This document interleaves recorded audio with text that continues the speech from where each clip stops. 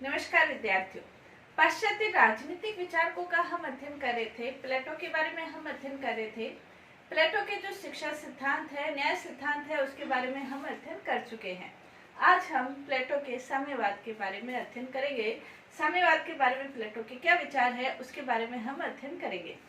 प्लेटो ने जो अपने आदर्श राज्य की स्थापना करना चाहता था, और आदर्श राज्य की स्थापना वो अपने न्याय सिद्धांत के द्वारा करना चाहता था। न्याय का तात्पर्य जो मानव आत्मा के अंतर्गत 3 गुण हैं, बुद्धि, साहस और तृष्णा। इनके आधार पर 3 वर्ग निर्धारित किए और ये तीनों वर्ग अपने अपने कर्तव्य का संपादन करे, कार्य करे। ये न्याय सिद्धांत है। इसके अंतर्गत जो सैनिक वर्ग और जो संरक्षक वर्ग है, वो अपना कार्य सुचारू रूप से संपादित कर सके, इसलिए उसने शिक्षा योजना प्रस्तुत की। शिक्षा योजना के द्वारा वो अपने शासक वर्ग और सैनिक वर्ग को नैतिक जीवन की ओर उन्मुख करता है।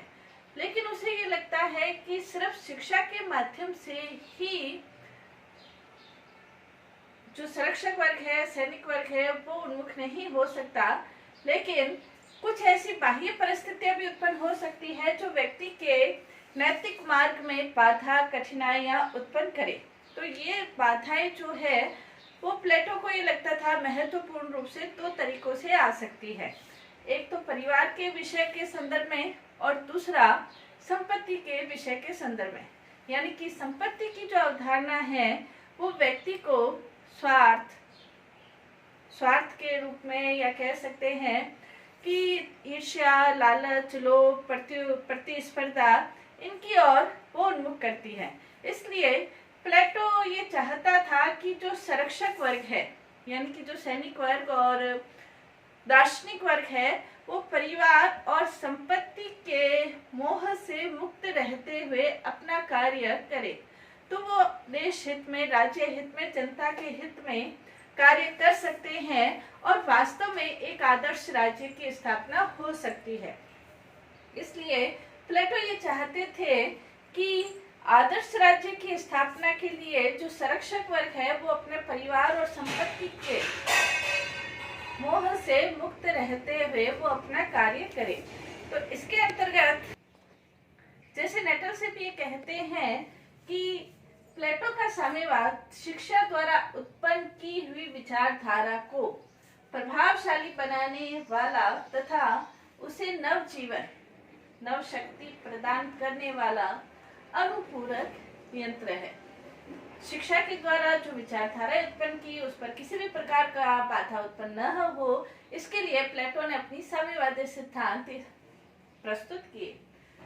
शिक्षा की जो योजना है वो उसकी सकारात्मक योजना है, यानी कि इसके द्वारा शासक वर्ग और सैनिक वर्ग श्रेष्ठ दिशा की ओर, नैतिक दिशा की ओर आगे कैसे बढ़ सके।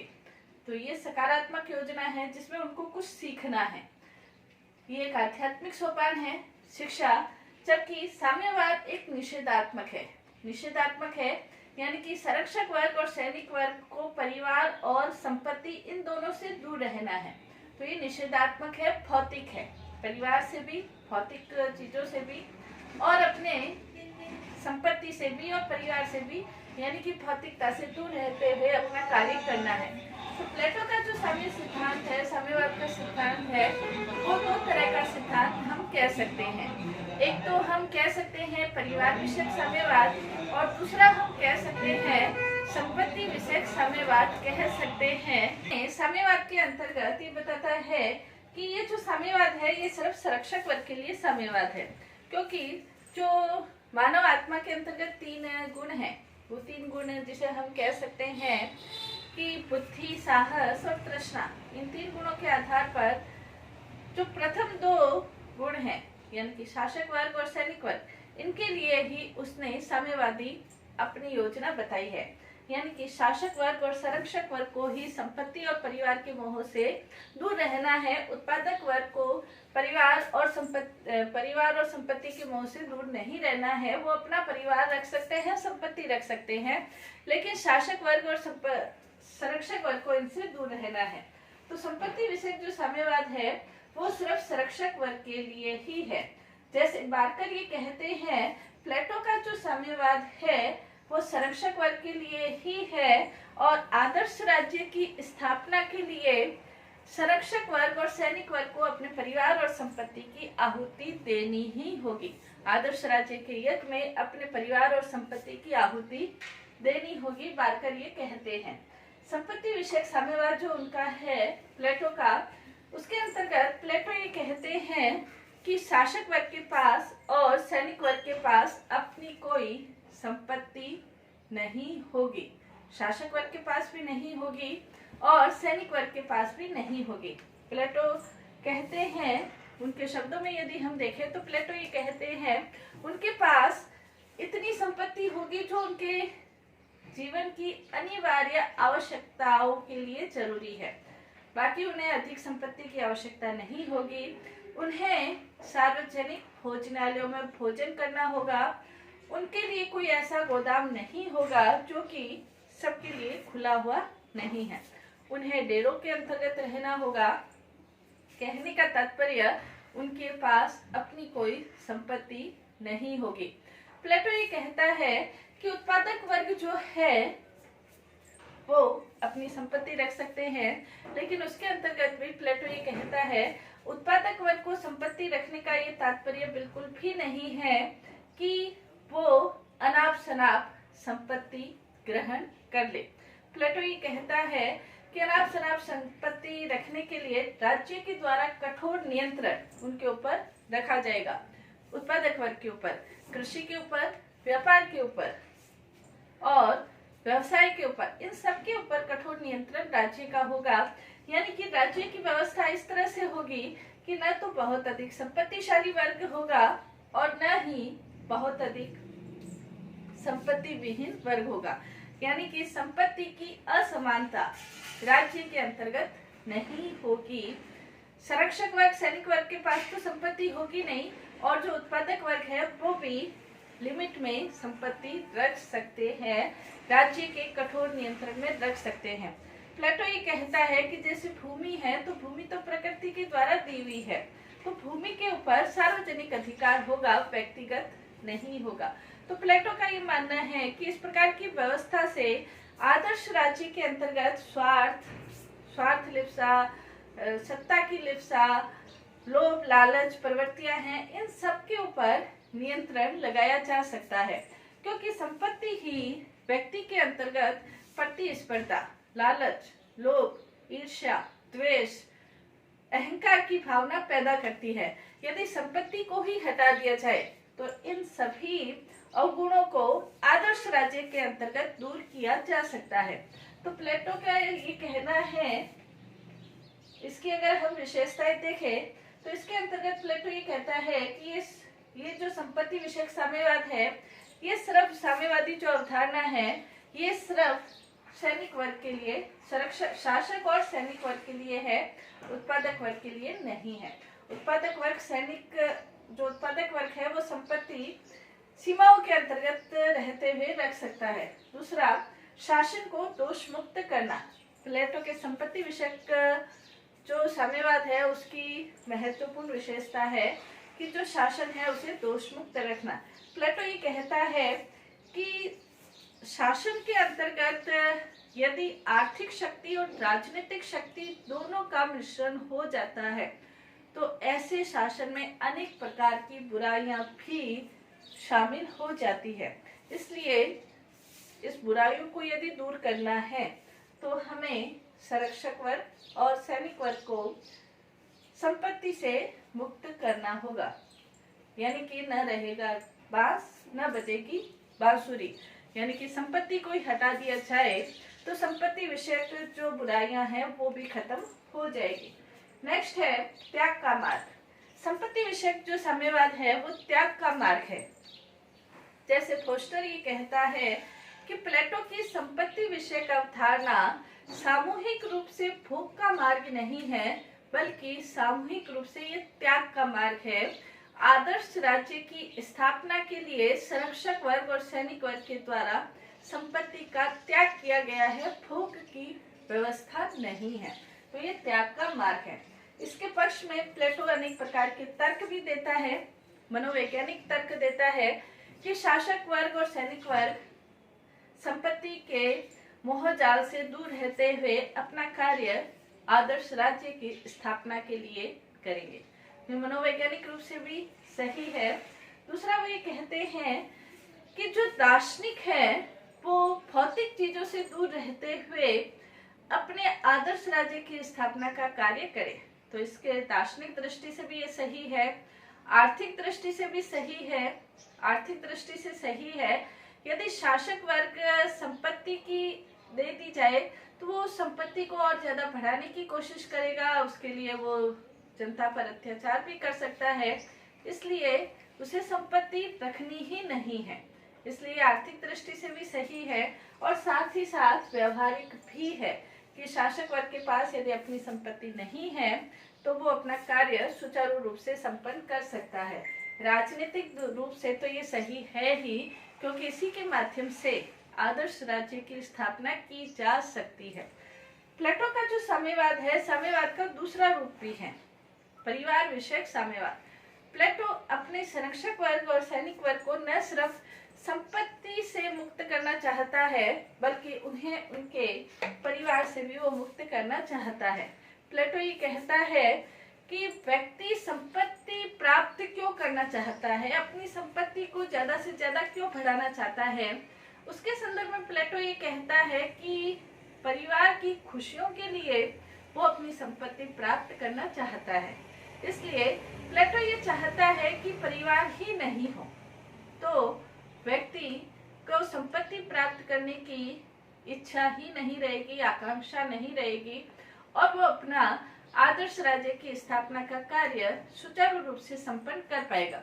तो प्लेटो के अंतर्गत ये कहता है प्लेटो कि इसके अंतर्गत प्लेटो ने आज से कई हजार वर्ष पहले ये भी कहा था कि शासक वर्ग और सैनिक वर्ग और संरक्षक वर्ग की स्त्रियों को भी शासन कार्य में अपना महत्वपूर्ण योगदान देना चाहिए, क्योंकि प्लेटो ये कहता है कि परिवार एक ऐसी जगह है जहाँ व्यक्ति का जो शक्ति है, बुद्धि है, वो नष्ट होती है, साथ ही स्त्रियों की जो इच्छा शक्ति है, जो मानसिक शक्ति है, वो चूल्हे चौके में बर्बाद हो जाती है। इसलिए स्त्रियों को भी राजनीतिक जीवन में प्रवेश करना चाहिए। स्त्रियों को राजनीतिक जीवन में प्रवेश करने के संदर्भ में प्लेटो ये चाहता है कि उन्हें पारिवारिक जीवन के बाधाओं से मुक्त किया जाए, और जब पारिवारिक जीवन की बाधाओं से मुक्त किया जाएगा तो अपनी बुद्धि का प्रयोग वो राजनीतिक जीवन के अंतर्गत भी कर सकती है। इसलिए प्लेटो ये चाहता है कि परिवार नामक संस्था जो है वो हटा दी जाए और शासक वर्ग और सैनिक वर्ग अपना कार्य सुचारू रूप से करे, इसलिए परिवार भी नहीं हो और संपत्ति भी नहीं हो। प्लेटो ये कहता है कि जो परिवार है वो संपत्ति का मूल कारक है, क्योंकि परिवार के लिए संपत्ति प्राप्त करने के लिए जब व्यक्ति येन केन प्रकारे साम दाम दंड भेद के द्वारा जब वो अपना कार्य करता है तो उसे ये लगता नहीं है, अगर संपत्ति प्राप्त करने के लिए भी वो गलत कार्य करता है तभी उसे ये लगता नहीं है कि मैं कोई गलत कार्य कर रहा हूँ। उसे ये महसूस होता है कि मैं अपने परिवार की खुशियों के लिए कार्य कर रहा हूँ। तो प्लेटो ये कहता है कि परिवार संपत्ति का मूल कारक है। जैसे बार्कर ने भी कहा है, पारिवारिक जीवन का उन्मूलन संपत्ति विषयक साम्यवाद का उपसाध्य है। संपत्ति विषयक जो साम्यवाद है उसका उपसाध्य हम कह सकते हैं परिवार विषयक साम्यवाद को। प्लेटो ये कहता है, इसके पक्ष में प्लेटो तर्क भी देता है। प्लेटो ये कहता है कि संरक्षक वर्ग को पारिवारिक मोह से मुक्त रहते हुए, संरक्षक वर्ग है उसका कार्य सिर्फ अपने परिवार का ही उद्धार नहीं करना है, उसे अपने परिवार के लिए ही नहीं जीवन जीना है, बल्कि उसे अपने पूरे राज्य को ही परिवार मानकर अपना कार्य करना है। और जब पूरे राज्य को वो अपना कार्य परिवार मानता है तो उसका खुद का जो परिवार है उससे उसको मुक्त होना होगा। तो प्लेटो ये कहता है कि संरक्षक वर्ग को पारिवारिक, जो व्यक्तिगत उसका पारिवारिक है, उसके मोह से मुक्त करने के लिए परिवार विषयक साम्यवाद उसने बताया है। दूसरा वो ये कहता है इसके अंतर्गत कि राज्य में एकता की स्थापना तभी हो सकती है जब शासक वर्ग और सैनिक वर्ग का अपना परिवार नहीं होगा, क्योंकि अगर अपना परिवार है तो वो अपने परिवार के लिए कार्य करेंगे, लेकिन जब उनका अपना परिवार ही नहीं है तो पूरे राज्य के लिए वो अपना कार्य करेंगे, तो राज्य में एकता की स्थापना हो सकती है। नेक्स्ट वे कहते हैं कि राज्य के अंतर्गत महिलाओं की मुक्ति का ये अधिकार है। महिलाएं भी प्लेटो ये कहता है कि महिलाओं की बुद्धि भी श्रेष्ठ है, जैसे पुरुषों की बुद्धि श्रेष्ठ है वैसे महिलाओं की बुद्धि भी श्रेष्ठ है।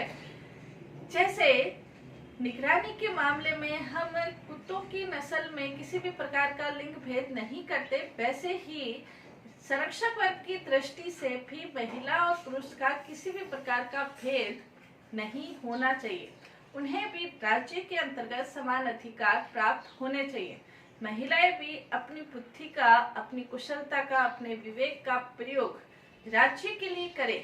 इसके लिए महिलाओं को परिवार के बंधन से मुक्त होना चाहिए। तो ये महिलाओं की मुक्ति का और समान अधिकार प्राप्त है। इसके अंतर्गत प्लेटो ये कहता है कि परिवार एक ऐसा साधन है जहाँ पर पुरुषों की बुद्धि और महिलाओं का विवेक नष्ट हो जाता है। इसलिए परिवार विषयक साम्यवाद के अंतर्गत परिवार को ही हटा दिया जाए ताकि स्त्री और पुरुष आदर्श राज्य की स्थापना में अपना श्रेष्ठतम योगदान दे सके। नेक्स्ट इसके अंतर्गत श्रेष्ठ संतति की प्राप्ति। प्लेटो ये कहता है कि परिवार अगर नहीं, परिवार को हटा दिया जाए तो परिवार के ऊपर, संरक्षक वर्ग के ऊपर, सैनिक वर्ग के ऊपर राज्य का पूर्ण नियंत्रण अगर है तो आदर्श राज्य के अंतर्गत श्रेष्ठ संतति की प्राप्ति भी हो सकती है। वैसे ही जैसे एक पशुपालक एक श्रेष्ठ संतति की या पशुओं की प्राप्ति में जिस प्रकार से अपना कार्य करता है, वैसे ही राज्य का कठोर नियंत्रण श्रेष्ठ संतति की प्राप्ति में महत्वपूर्ण योगदान कर सकता है। नेक्स्ट इसके अंतर्गत विवाह संस्था में सुधार हो सकता है परिवार विषयक साम्यवाद के द्वारा। प्लेटो ये कहता है कि जो विवाह है वो नैतिक और पवित्र बंधन नहीं है, बल्कि इसमें सुधार की आवश्यकता है। सुधार के माध्यम से व्यक्तिगत जीवन तक सीमित हो जाता है और उसकी जो श्रेष्ठता है, उसकी जो बुद्धि है, विवेक है, वो अपने परिवार के इर्द गिर्द ही घूमने लगती है, जिससे अनेक प्रकार की बुराइयां पनप सकती है आदर्श राज्य के अंतर्गत।